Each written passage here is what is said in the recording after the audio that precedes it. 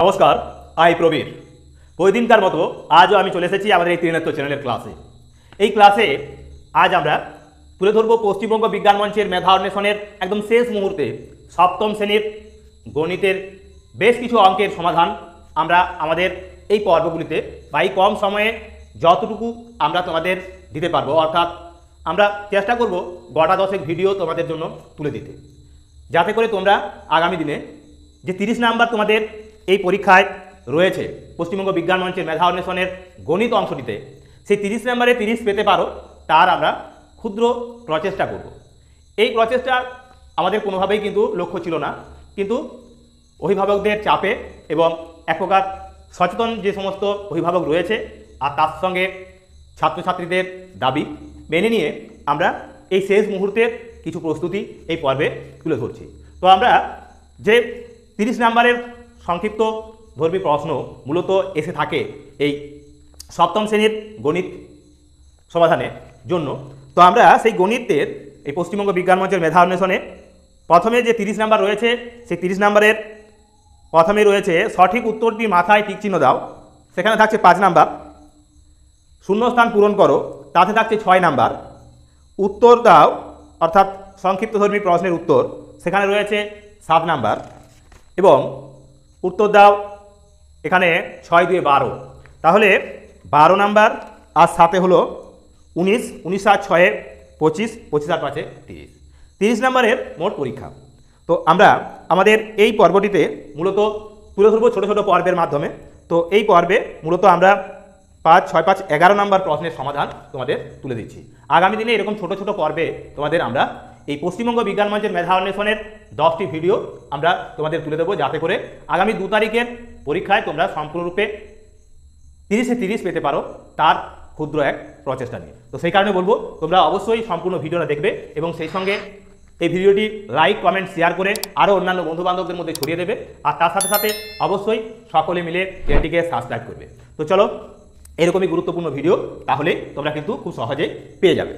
তো দেখো, প্রথমের অঙ্কেতে কি বলা রয়েছে, এখানে বলা রয়েছে একের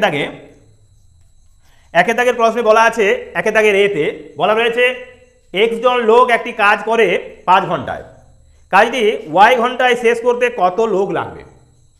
y ঘন্টায় শেষ করতে কত লোক লাগবে? তাহলে এর দাগের প্রশ্নের উত্তরে আমরা কি লিখতে পারি? তার মানে 5 ঘন্টায় করছে যখন, তখন x জন লোক লাগছে। 5 ঘন্টায় করলে x জন লোক লাগে, তাহলে 1 ঘন্টায় যদি করতে হয় তাহলে লাগবে x গুণ 5, আর যদি আমাকে y ঘন্টায় করতে হয় তাহলে লাগবে কি না x গুণ 5/y সমান সমান লিখবো আমরা 5x বাই y, কি অর্থাৎ 5 ঘন্টাতে যখন করছে তাহলে এতজন লাগবে।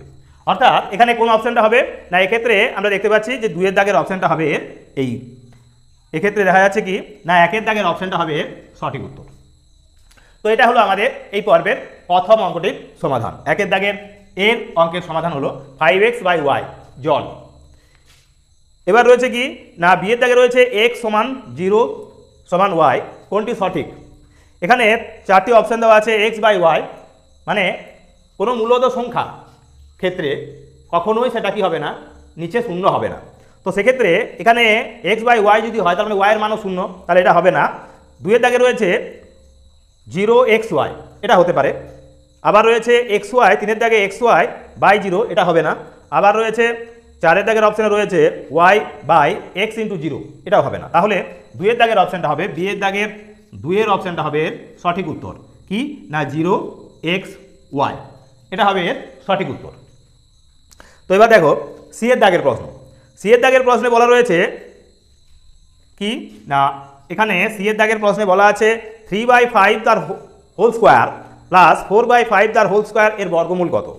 তাহলে বর্গমূল মানে রুট চিহ্নের ভিতরে আছে এরা, কে না 3/5 তার হোল স্কোয়ার প্লাস 4/5 তার হোল স্কোয়ার সমান সমান কি হয়?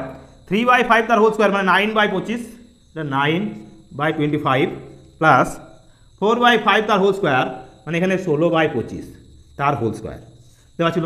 এখন রুট আছে, সমান সমান কি হবে না সমান সমান আমরা লিখব লসাগু হবে এক্ষেত্রে 25, তাহলে 9 যোগ 16 তার রুট সমান সমান আমরা পাবো কত 25, মানে 25/25 25 তার রুট হবে, সমান সমান আমরা লিখতে পারি 1 বর্গমূল, 1 বর্গমূল 1 হয়।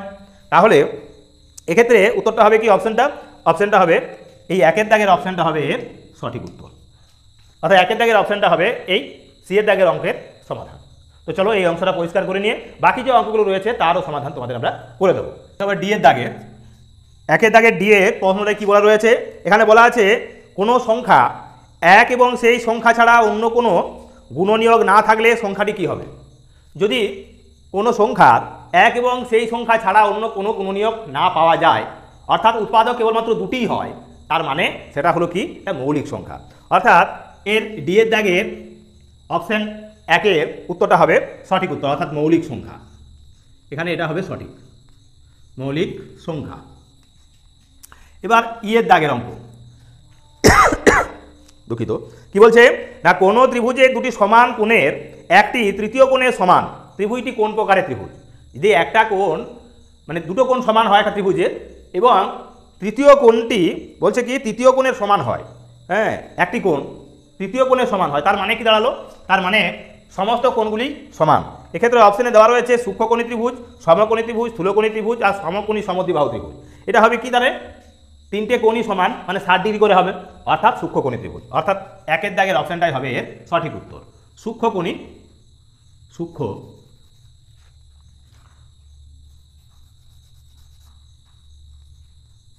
সূক্ষ্মকোণী ত্রিভুজ। তো এই হলো আমাদের এই 1 দাগের যে ছিল সঠিক উত্তরটির মাথায় টিক চিহ্ন দাও, সেই 5টি প্রশ্নের 5 নাম্বার তার উত্তর করে দিলাম। এবার দেখো রয়েছে শূন্যস্থান পূরণ করো। এখানে রয়েছে 6টি অঙ্ক। প্রথম অঙ্কতে বলা রয়েছে 2x4, 2 এর দাগে 2x4 minus 5x3 plus 1/x3, রাশিটিতে x3 এর সহগ কত। তো এর সহগ বার করতে গেলে আমরা কি পাবো, এখন এই পদগুলোকে আমরা একত্রে আনার জন্য কি করব, লসাগু করলাম x3, তাহলে x3 কে 2x4 দিয়ে গুণ করলে হবে 2x⁷ মাইনাস এখানে গুণ হলে কত হচ্ছে 5x6 প্লাস 1, নিচে আছে x3। এখন এই x7 এর সহগ হলো 2, x⁶ এর সহগ হলো -5, x⁴ এর সহগ হলো 1, কিন্তু x3 এর সহগ তাহলে কত, এখানে কিছু নেই মানে 1, তাহলে লিখব কি x3 এর সহগ সমান সমান 1। এটি হবে আমাদের 2 এর দাগের অঙ্কের সমাধান, অর্থাৎ শূন্য স্থানে বসবে কি না 1।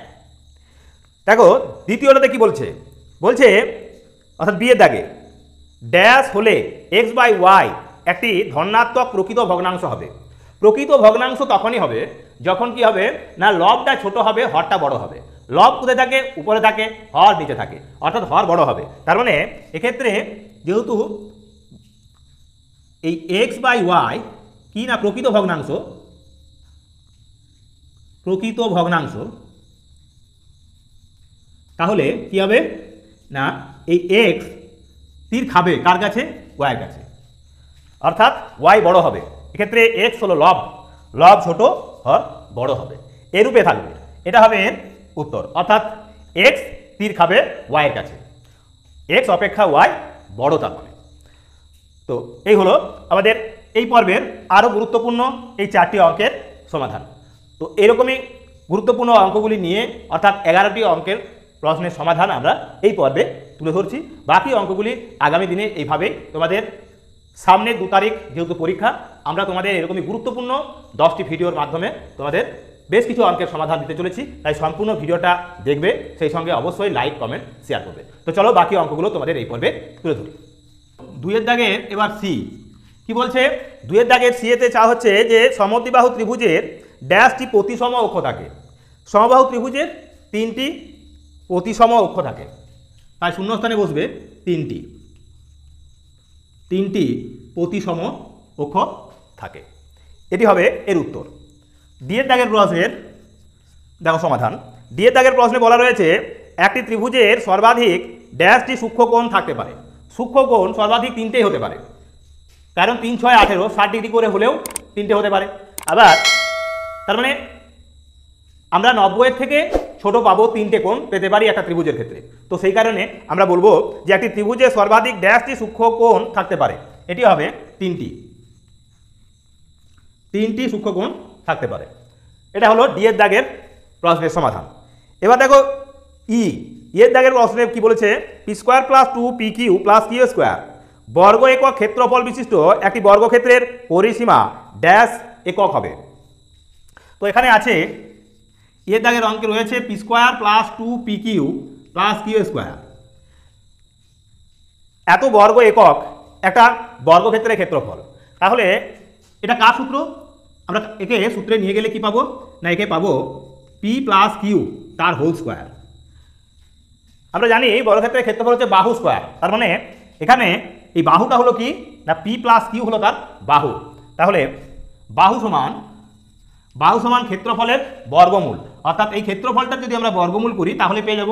তাহলে বাহু সমান হবে √, পি প্লাস কিউ তার হোল স্কোয়ার সমান সমান হবে কি না পি প্লাস কিউ। এটা হলো আমাদের বাহু। এখন পি প্লাস কিউ যদি বাহু হয় তাহলে কি চাওয়া হচ্ছে না পরিসীমা। পরিসীমা সমান কি হবে? অতএব পরিসীমা সমান 4 ইন্টু বাহু, অর্থাৎ 4 into p plus q. P plus q এটা হবে 4 ইন্টু পি প্লাস কিউ হবে উত্তর। এবার দেখো এফ এর দাগের অর্থাৎ এই পর্বের শেষ অঙ্ক কি বলা রয়েছে না, a⁴ কোণের না এ ডিগ্রি কোণের পূরক কোণের মান ড্যাশ হবে। এটা একটা কোণ চিহ্ন দেওয়া আছে, তার মানে a⁴ এটা হচ্ছে পাওয়ার নয়, তাহলে এটা হবে ডিগ্রি। তাহলে এ ডিগ্রি কোণের পূরক কোণের মান কত হবে?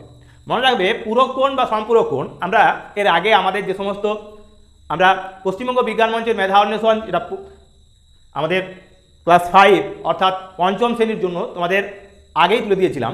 সেই সমস্ত অঙ্কগুলোতে তোমরা দেখবে আমরা বারে বারে কিন্তু এই অঙ্কের সমাধান করেছি। এখানে তোমাদের রয়েছে যে এ ডিগ্রি কোণের পূরক কোণ হচ্ছে দুটো কোণের মান মিলে হবে 90 ডিগ্রি। এক্ষেত্রে একটি কোণ বলে দেওয়া রয়েছে এ ডিগ্রি, তাহলে অপর কোণটা কি হবে? অপর কোণ সমান সমান হবে কি না, অপর কোণ হবে 90 ডিগ্রি বিয়োগ এই এ ডিগ্রি। 90 ডিগ্রি বিয়োগ এ ডিগ্রি হবে অপর পূরক কোণটির মান, 90 মাইনাস এ ডিগ্রি। তো এই হলো আমাদের এই পর্বের মোট এই 11টি অত্যন্ত গুরুত্বপূর্ণ অঙ্কের সমাধান।